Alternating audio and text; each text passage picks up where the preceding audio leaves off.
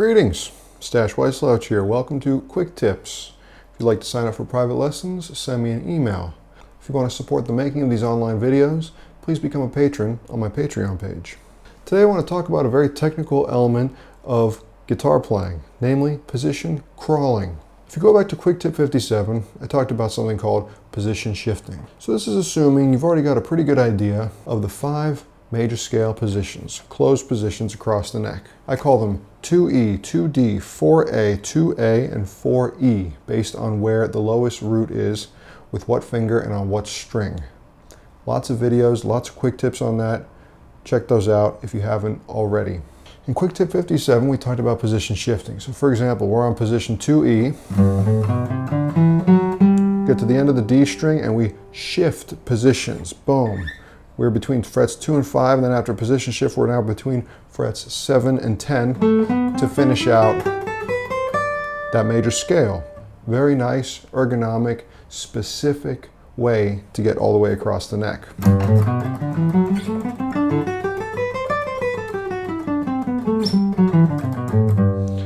Right? It's a good way to start jumping into things like 3-octave scales.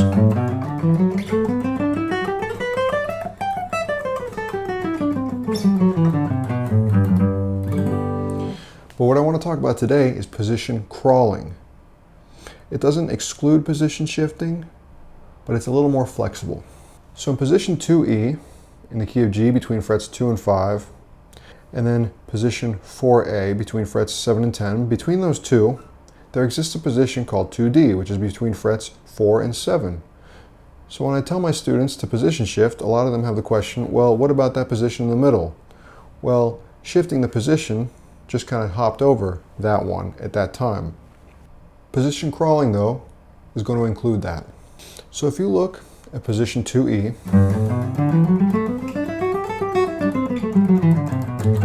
and then position 2D, just up 2 frets, but starting on the D string,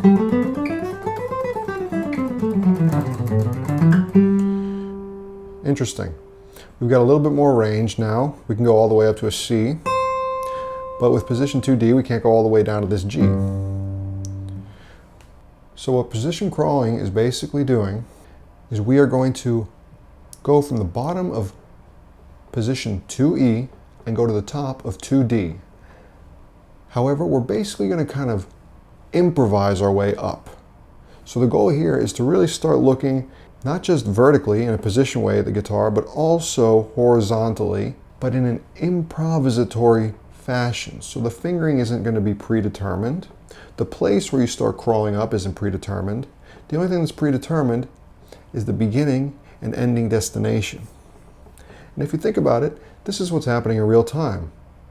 You're not sitting there as you're improvising and just deciding, oh yes, I'm always going to shift on the D string when I get to the note G. No.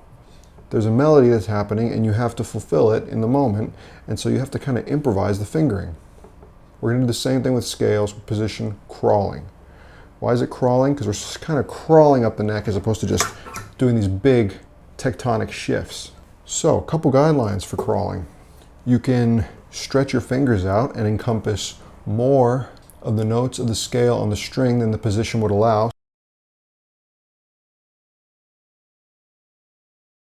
So I would normally just go on 2E from the 2nd finger to the 4th finger on frets 3 and 5, but I might go from the 2nd finger to my 3rd finger to my pinky on the same string. So now I've sort of shifted into my 2D position, but then I might drop back to my 2E, but we're still gotta slowly crawl up, and then boom, we're in 2D to finish it out.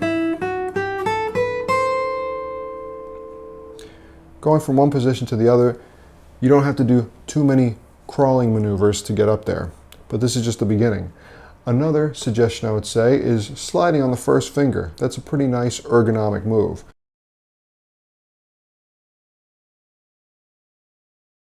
So, you know, start out in 2E, frets 3 and 5 with fingers 2 and 4. Fret 2 on the A string with my 1st finger. Then instead of playing the 3rd fret with my 2nd finger, I'll just crawl my finger, slide my finger up to the 3rd fret, and then stretch out like we did in the first suggestion for crawling type maneuvers. And boom, I've kind of crawled into position 2D.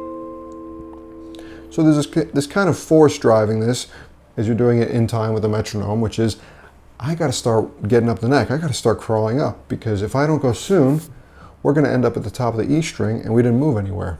So that's just going from two adjacent positions, in this case 2E to 2D. So we could say, let's get from the bottom of 2E and go to the top of 4A. And just crawl your way up. Stretch your hand out, crawl into a new position. Slide your first finger over. I prefer not to slide my third and fourth fingers. I find it to be not a very good ergonomic motion, but sometimes you got to do it. So we're sort of improvising our way both vertically and horizontally. 2 and 3 and 4 and slide, stretch, oh, slide, stretch, oh, big stretch, and here we are, home free in 4A. Then go down, stretch, going down, oh, interesting, stretch more,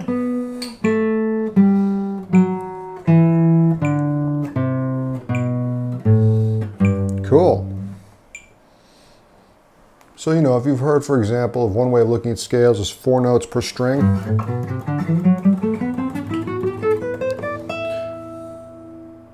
You could say that fits in the umbrella of position crawling. We've just used the 5 major scale positions as a nice sort of foothold to let the notes light up as we're moving up. If I were to sum up the idea of position crawling, it's basically, once you're comfortable with position playing, you want to start improvising, working your way up the whole neck, all the way up and down.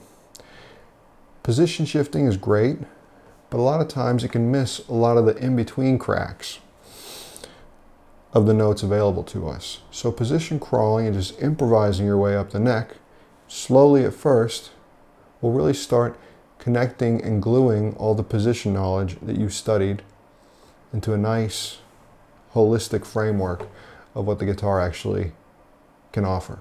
I hope this helps you, and I will definitely be referring to this in future quick tips. Go over quick tip 57 again, to position shifting, and start improvising your way in and out of the positions to really get a feel for the whole neck of the guitar and not just very predetermined specific parts of it. Please become a patron on my Patreon page. Let me know if you want to do private lessons, and we'll see you next time.